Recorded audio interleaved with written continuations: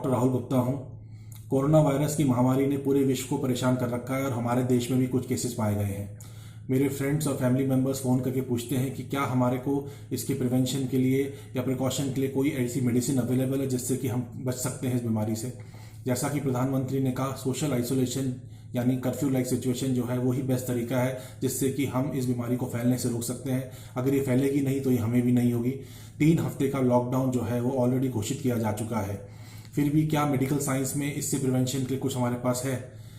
Vaccine जो है वो वायरस के लिए बहुत इफेक्टिव होती है, पर हर वायरस के लिए वैक्सीन जो है वो स्पेसिफिक होती है। इस कोरोना वायरस के लिए जो वैक्सीन है उसका शोध चल रहा है, लेकिन वो कमर्शियली अवेलेबल या ह्यूमन यूज के लिए अवेलेबल होने में 3 महीने से लेकर 1 साल लग सकता है। इस बीच क्या हमारे पास कोई ऐसी मेडिसिन है जिससे कि हम इस बीमारी से बच सकते हैं? हाइड्रोक्सीक्लोरोक्विन नाम की दवाई काफ़ी फेमस हो रही है, जो कि हम प्रोफाइलैक्टिकली इस दवाई को हम ले सकते हैं। प्रेसिडेंट ट्रंप ने यूएसए में इस दवाई का यूज़ को अलाउ कर दिया है।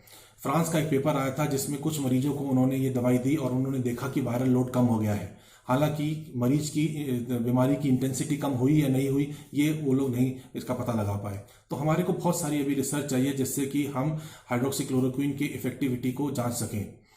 आईसीएमआर ने भी कुछ गाइडलाइंस दिए हैं हेल्थ केयर प्रोवाइडर्स के लिए कि अगर वो लोग डायरेक्टली कोरोना पेशेंट्स के टच में आ रहे हैं तो फिर उन लोगों को दवाई खानी है। उन्होंने जो डोज रिकमेंड करी है वो करी है 400 मिलीग्राम ट्वाइस अ डे, यानी पहले दिन 800 मिलीग्राम इन 2 डिवाइडेड डोजेज, जो कि 12 घंटे के अंतर पे लेनी है। उसके बाद 400 मिलीग्राम की गोली हर हफ्ते लेनी है।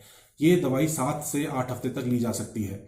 लेकिन ये उन्होंने जो रिकमेंड किया है वो सिर्फ हेल्थ केयर प्रोवाइडर्स यानी डॉक्टर्स, नर्सेज या टेक्नीशियन जो कि ऐसे पेशेंट्स के डायरेक्ट संपर्क में आते हैं, ये आम पब्लिक के लिए उन्होंने नहीं अलाउ किया है।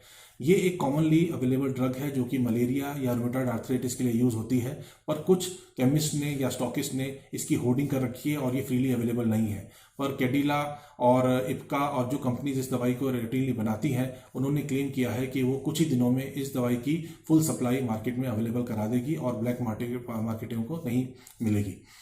लेकिन फिर भी मेरी ये सलाह है, अगर आपको लगता है कि आप इस वायरस से एक्सपोज होने वाले हैं या कुछ लोगों से मिले जो इस वायरस से ग्रस्त हैं, तो आप प्रोफाइलैक्टिकली यानी बचाव के लिए ये दवाई ले सकते हैं अपने डॉक्टर से सलाह करने के बाद, क्योंकि इस दवाई के अपने साइड इफेक्ट्स हैं। ये एलर्जी कर सकता है, हेडेक, वॉमिटिंग, नोजिया कर सकता है, पेट खराब कर सकता है, विजन में प्रॉब्लम कर सकता है, फोटोफोबिया कर सकता है। तो ये 100% सेफ मेडिसिन नहीं है। अगर हम प्रोफाइलैक्टिक मेडिसिन ले रहे हैं और उससे कोई साइड इफेक्ट आता है तो हमें ज़्यादा नुकसान करता है। तो अभी तक के जो शोध में ये पता चला है कि HCQ हाइड्रोक्सीक्लोरोक्विन का कुछ रोल है इसके प्रिवेंशन में। अभी फर्दर स्टडीज इसको पुष्टा करेंगी। खासकर अगर इस दवाई को हम और कोई एंटीबायोटिक के साथ लेते हैं, जैसे एजिथ्रोमाइसिन के साथ लेते हैं, तो कार्डियक साइड इफेक्ट्स भी कॉमनली पाए गए हैं। तो वो हमारे को अगर दवाई लेनी है साथ में तो वो पूरी तरह से हॉस्पिटल के अंदर और एक डॉक्टर की निगरानी में ही लेना है। तो क्लोरोक्विन या हाइड्रोक्सीक्लोरोक्विन के बारे में अभी और रिसर्च जारी है और अगर हमें कुछ और पता चलेगा तो हम आपको बताएंगे। इसके अलावा सबसे जरूरी जो है वो है सोशल आइसोलेशन, यानी लोगों से दूरी बना के रखें, अपने ही घरों में रहें जब तक बहुत ज़्यादा जरूरी ना हो, घर से बाहर ना निकलें।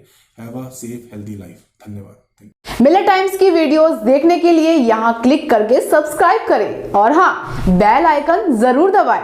अगर फेसबुक पर देख रहे हैं तो पेज लाइक करें। ताज़ा तरीन खबरों और मज़ामीन के लिए विजिट करें हमारी वेबसाइट www.millettimes.com। हमारी ये वेबसाइट उर्दू, हिंदी, इंग्लिश तीनों लैंग्वेज में मौजूद है।